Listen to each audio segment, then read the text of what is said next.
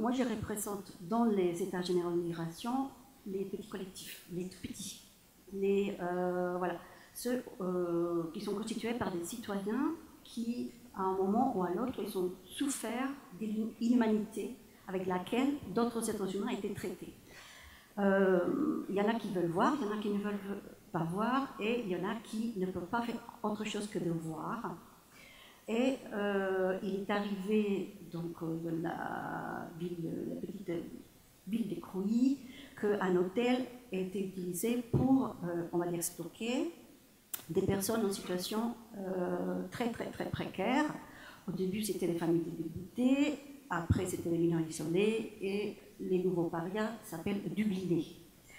Donc, c'est des personnes dont l'État ne veut pas, qu'il place parce qu'il est obligé de loger des personnes qui sont en situation de vulnérabilité, donc des femmes et des enfants, mais qu'on cache, voilà, et qu'on stocke, à qui on donne un toit et qu'on dit tant pis, pour le reste vous vous débrouillez.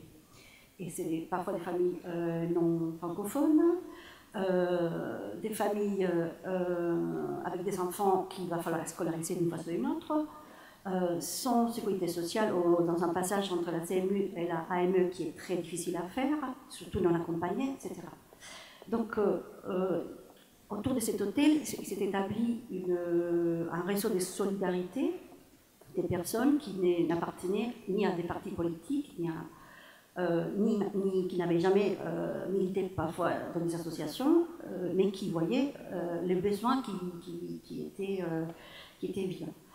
Il faut savoir que par moments dans des hôtels comme celui-là, il y avait même des cafards sur les lits d'enfants de moins de 2 ans, et qu'on considérait que c'était normal à partir du moment où ils avaient un toit, il n'y avait plus rien à dire. Voilà. Donc c'est à partir de cette inédité-là, c'est une inhumanité que beaucoup de collectifs citoyens s'est créé, comme le nôtre, et on a cherché de cette façon à répondre à l'appel des États généraux des migrations parce qu'on voulait se renforcer. Voilà. On voulait des muscles. Donc ça, c'est notre grande sœur ou notre grand frère.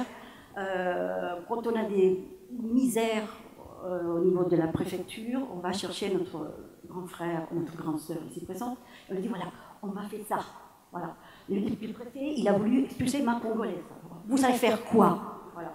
Donc ça, c'est les rapports que les petits ont avec les grands. C'est-à-dire qu'on cherche d'abord à se régonfler psychologiquement, moralement, en cherchant un appui, en pouvant dire, bon, je ne suis pas les réseaux Solidarité Hôtel de Crouy, je suis les États généraux de migration. Voilà, c'est ça notre premier objectif. Ensuite, effectivement, ce qu'il a dit Damien est très important. Les contacts, c'est les contacts qu'il faut créer, qu'il faut pérenniser, parce que c'est celui-là qui fait le lien, c'est-à-dire la découverte de la réalité. Lorsque on estampille quelqu'un migrant, on estampille quelqu'un avec le nom, oui, souvent migrant, ça ne veut rien dire. Et en fait, c'est une façon de l'isoler et une façon de le stigmatiser. Ce qu'il faut, c'est arriver à enlever à la personne cette étiquette et qu'on voit ce qu'il y a derrière. Et ça, c'est très difficile. Parce qu'il est très facile de casser quelqu'un, de le mettre dans un hôtel pourri, avec des cafards, et de le laisser là-bas des mois et des mois, et puis dire, voilà, mais c'est normal, ce sont des migrants. Voilà. Et lorsque vous arrivez à faire rentrer dans ces hôtels-là des personnes qui viennent, qui passent les portes, qui amènent à manger, qui amènent des vêtements, qui amènent des personnes à la bibliothèque, des enfants à la bibliothèque, etc., il y a quelque chose qui commence à naître, qui commence à grandir et qui commence à se développer. Et ça, c'est génial. Il faut arriver à faire ça. Donc, dans les États généraux des migrations, on travaille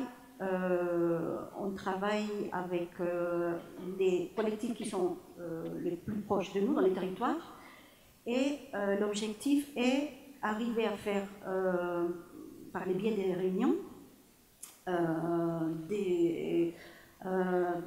prendre des décisions, arriver à remplir une sorte de cahier des charges où les éléments principaux sont la politique qu'on ne veut pas, dont on ne veut pas, les actes, les actions dont on ne veut pas, entre autres des cafards dans un lit d'un enfant d'un an et demi, voilà, des enfants brûlés, dans des formulats, oui, non.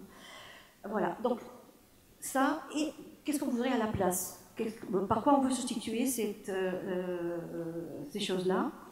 Donc, on fait contact grâce à une liste qui s'appelle l'Agora.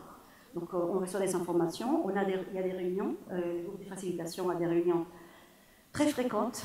Parfois, quand on travaille, c'est compliqué, mais ils arrivent à suivre eux très bien. Donc, nous, on s'y raccroche contre eux. Et en fait, l'objectif, c'est que la voix des tout-petits puisse compter dans ces mouvements qui est en train de naître et qui est en train de prendre vraiment forme. Je l'ai vu au début, et je le vois maintenant, et j'ai vu combien de kilos il a pris dans ces derniers mois. Et c'est vraiment quelque chose de très beau et de très grand qui est en train de naître. Et je crois que c'est magnifique parce que ça nous donne beaucoup d'espoir.